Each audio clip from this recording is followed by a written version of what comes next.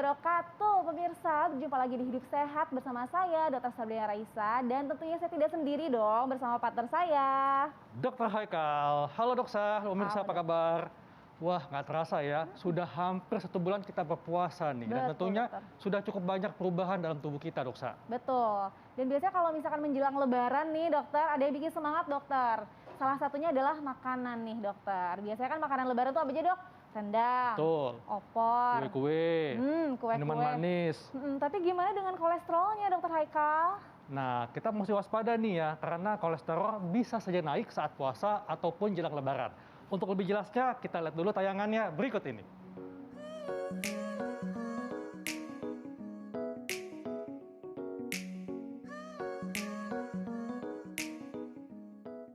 Pemirsa, tak terasa ibadah puasa kita sudah lebih dari 25 hari. Itu artinya hari kemenangan yaitu Idul Fitri tinggal menghitung hari. Suasana sukacita menyambut Hari Raya umat muslim ini pun kian terasa.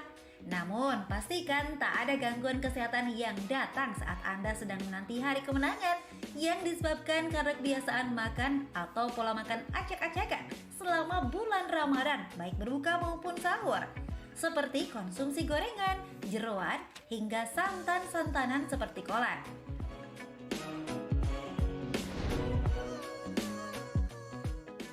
Belum lagi saat hari raya nanti, hidangan khas lebaran akan tersaji seperti aneka kue-kue mungil dan menarik, hingga makanan utama seperti lontong, opor atau kari ayam, rendang, sambal goreng kentang yang kaya akan bumbu rempah Nusantara, serta linangan kuah santan yang membuat makanan terasa semakin gurih dan nikmat. Tanpa terasa, suapan demi suapan berubah menjadi porsi piringan yang cukup banyak, yang pada akhirnya membuat berat badan meningkat dan menimbulkan sejumlah gangguan kesehatan lainnya seperti meningkatnya kadar kolesterol pada tubuh. Bukannya bisa menikmati hari bahagia bersama keluarga, kita malah harus berurusan dengan petugas kesehatan akibat tubuh ambrol gara-gara kolesterol meningkat.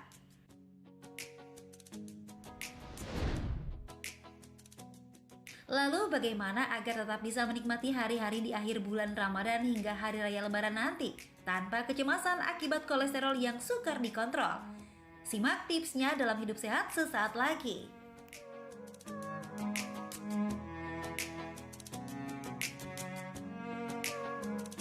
Tuh kan, hati-hati ya. Meskipun puasa dan jelang lebaran nih, hati-hati kolesterol bisa naik. Nah, untuk membahasnya, di tengah kita sudah ada Dr. Andi, Komite Takdir, dokter penyakit dalam. Halo dok, apa kabar? Halo, kabar baik dokter. Oke, kita akan bahas tentang kolesterol. Salah satunya ada di makanan-makanan yang biasanya ada pada saat lebaran, Dokter Haikal. Betul.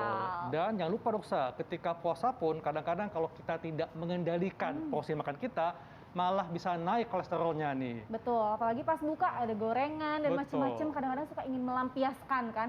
Kalau pas lebaran hati-hati nih, kolesterol mengintai. Nah, ini yang pertama nih dokter Andi nih, katanya dok ya, untuk mengurangi, kita mesti kurangi makanan manis supaya kadar kolesterol tetap stabil dalam darah. Ini fakta atau mitos? Itu fakta lah ya. Fakta, kenapa dok? Jadi sebenarnya kalau kita bisa mengurangi konsumsi makanan yang manis atau gulanya tinggi, maka dampaknya adalah kolesterol HDL kita itu biasanya dia menjadi lebih tinggi. Kadarnya meningkat. Sebaliknya, kalau konsumsi makanan manis itu banyak dia, volumenya besar hampir selama 1 bulan ini, maka HDL-nya juga ikut turun.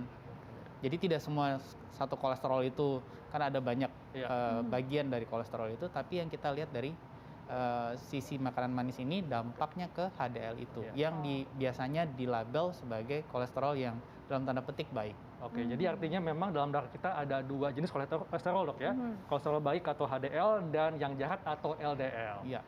Jadi kalau kita mengurangi konsumsi manis, maka akan meningkatkan kadar kolesterol baik atau HDL dok ya? Iya.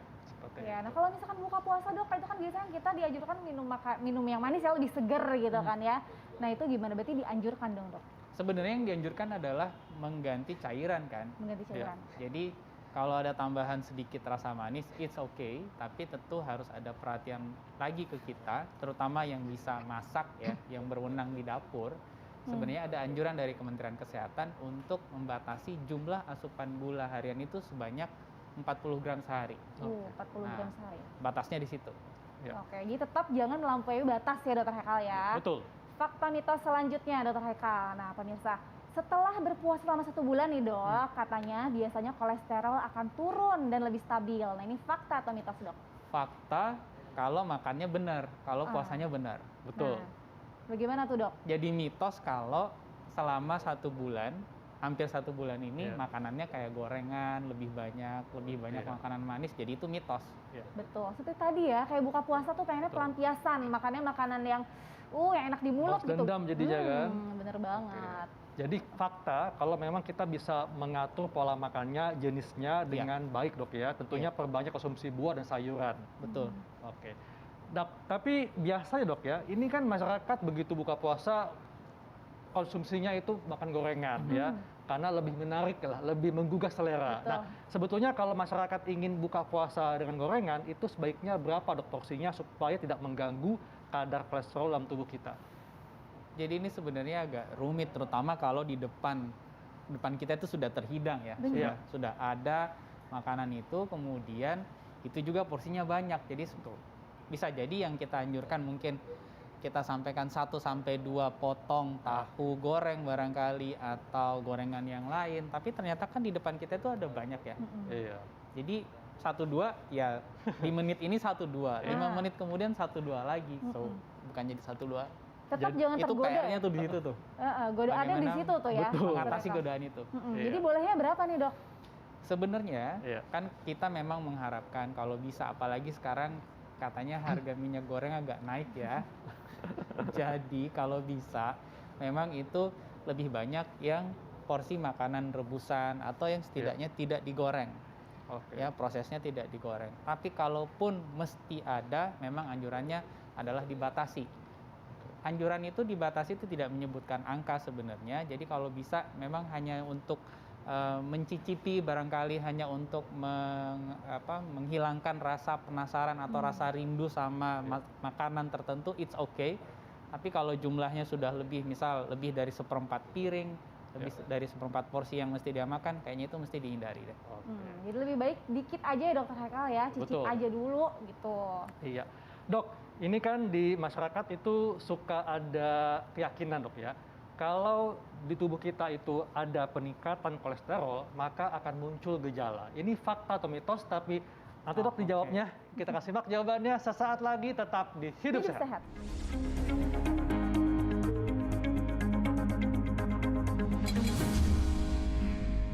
Bersama kami di Hidup Sehat pemirsa, kita masih membahas tentang kolesterol, apalagi menjelang lebaran ya. Dan tadi ada fakta mitos belum terjawab Dokter Haikal. Betul dok, Nah ini dok, ini masyarakat punya keyakinan dok ya. Di saat naik kolesterolnya, maka muncul gejala pada tubuh kita. Ini fakta atau mitos dok? Bisa fakta tapi lebih cenderung mitos sih. Mitos. Kenapa dok?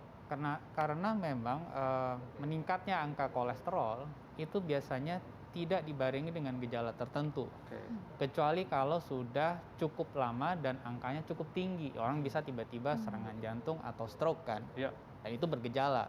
Tapi sebagian besar dengan angka kolesterol yang tinggi itu sebenarnya mereka tidak merasakan apa-apa. Dan ini hanya bisa dipantau, hanya bisa dilihat dengan mengukur kadar kolesterol dari pemeriksaan darah. Betul. Tanpa dilakukan itu, maka kita akan mungkin sebagian dari kita menganggap bahwa nggak apa-apa kok, nggak ada gejala apa-apa, jadi ya udah makan aja apa aja boleh gitu. Jadi kalau ada yang mengeluh tengkuknya sakit, kemudian pinggangnya sakit, itu belum tentu kolesterol tinggi dok ya? Belum tentu, karena bisa jadi itu ada masalah di otot, bisa jadi di pembuluh darah, bisa jadi misal karena kecapean, karena posisi salah, dan faktor-faktor lain sebenarnya masih banyak lagi yang menyebabkan kondisi seperti itu. Oke. Nah, kalau bisa di saat lebaran ya dok ya, kita kan sukanya kan makan makanan yang bersantan ya, itu kayak jadi ciri khas di Indonesia, kayak rendang, opor, gulai, belum lagi kue-kue dan segala macam. Nah bisa nggak sih dok itu diseimbangkan dengan kita konsumsi makanan-makanan sehat kayak sayuran dan buah-buahan gitu untuk mencegah agar kolesterol itu tidak semakin melonjak atau bahkan menstabilkannya dokter? Saya lebih setuju sih sebenarnya bahwa dengan menaikkan konsumsi sayuran dan buahan, kita berharap kadar kolesterolnya itu tidak melonjak tinggi. Tapi ada strateginya. Jadi yang dimakan lebih dulu itu sayuran dan buahannya. Jadi jumlah makanan yang bersantan tadi konsumsinya sudah diharapkan sudah tidak terlalu banyak karena sudah mulai agak kenyang kan, sudah ada Duluan isinya.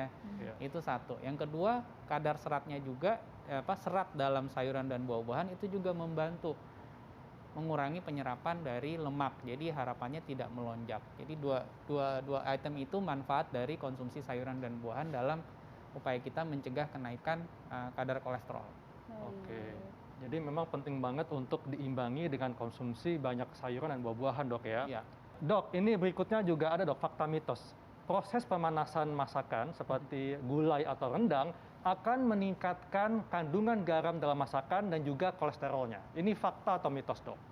Kalau ditanyakan fakta atau mitos, lebih cenderung fakta. Fakta. Kenapa, Dok? Karena pada saat proses pemasakan, misal tadi makanannya gulai atau rendang ya, maka kadar airnya berkurang.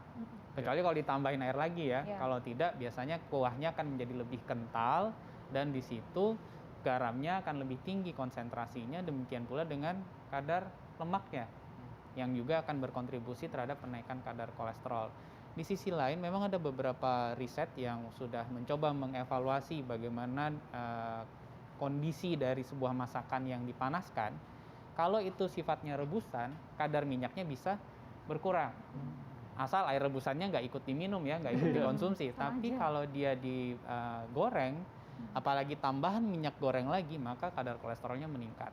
Oke, dan juga mungkin sebaiknya tidak memanaskan berkali-kali masakan yang bersantan maupun yang Iya. bumbu kayak rendang, Dok ya. Dianjurkan kalau memang untuk yang makanannya bersantan, nah ini tentu taktiknya lebih ke ibu-ibu yang di rumah yang Iya. lebih paham ya. Bagaimana supaya pemasakan dari makanan bersantan itu tidak berulang-ulang. Iya. Karena idealnya paling 1-2 kali aja dia dipanaskan. Ya betul, jadi ibu juga harus cermat ya untuk menyajikan porsi mungkin ya, porsinya Betul. bagaimana. Dokter, ngomong-ngomong masalah kolesterol nih, biasanya kan orang-orang tuh cenderung mikir bahwa kolesterol ini adalah diidap oleh orang-orang yang sudah dewasa atau bahkan sudah lebih dari 40 tahun nih. Bagaimana dengan anak-anak, dokter? Nah, apakah anak-anak bisa memiliki kolesterol yang tinggi? Bisa. Memang bisa, tapi tidak semua.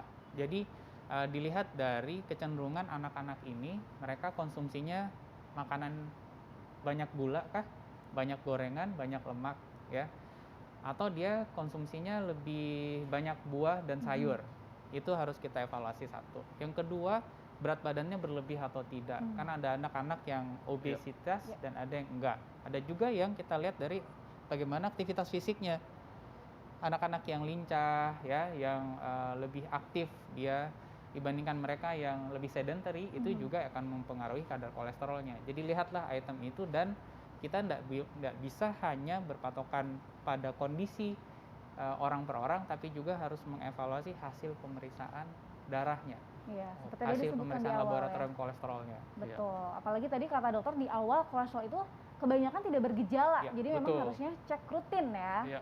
Dan tentunya kolesterol itu bisa menyerang siapa saja, Dok ya. Artinya baik itu yang gemuk, kurus, laki-laki, Betul. perempuan, tua, muda, semuanya bisa mengalami peningkatan kolesterol kalau pola hidupnya tidak sehat, Dok ya. Betul. Baik dokter, selanjutnya tips nih bagi pemirsa yang ingin tetap menikmati makanan lebaran tapi terhindar dari kolesterol yang tinggi, dokter. Iya.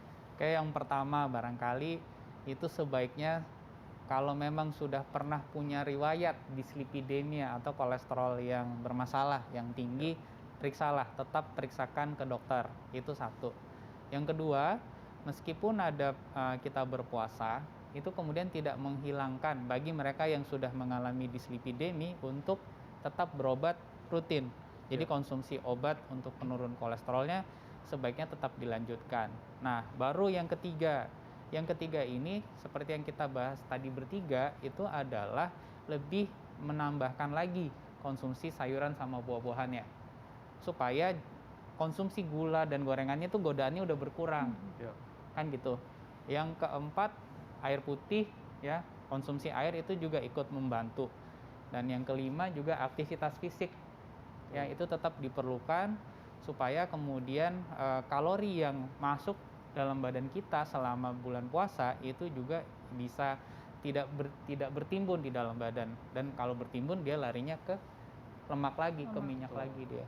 Iya. Baik, Dan Dok. tentunya jauhi pola hidup yang salah, Dok ya, seperti Betul. merokok, kemudian kendalikan stres dan tentunya harus hidup sehat, Dok ya. Baik dok, terima kasih untuk Terima kasih. penjelasannya. Terima kasih, Dr. Haikal. Dr. Sasa. Haikal, selanjutnya kita akan bahas yang ditunggu-tunggu. Lagi musim mudik kan Dr. Haikal. Betul. Nah biasanya kalau mudik yang kerasa nih bagi penumpang apalagi nyetir ya suka pegel-pegel. Iya. Nah kita akan membahasnya aja kemana-mana. Pemirsa saat lagi tetap di Hidup Hidup Sehat. Sehat.